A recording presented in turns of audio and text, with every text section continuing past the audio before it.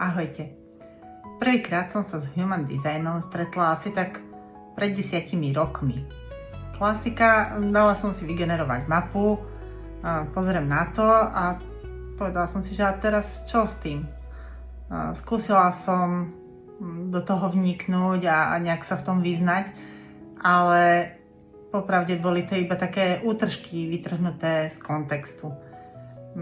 Za tie roky som sa k tomu vracala častokrát som niečo nové pochopila, ale nikdy to nešlo nejak veľmi do hĺbky, vždycky to bolo iba také názretie do toho.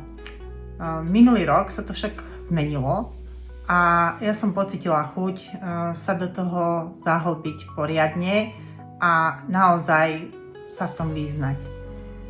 Prihlásila som sa do kurzu a už 3/4 roka to študujem celkom intenzívne a od januára sa chystám do profesionálneho výcviku.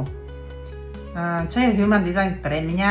Je to taký manuál na samu seba. Čo robím, prečo robím, ako to robím, čo je pre mňa prirodzené a cez čo nejde vlak. Že to jednoducho mám tak. No. Čím viac do toho vidím, tým sa mi to zdá viac fascinujúce. Aké je to komplexné a aj praktické.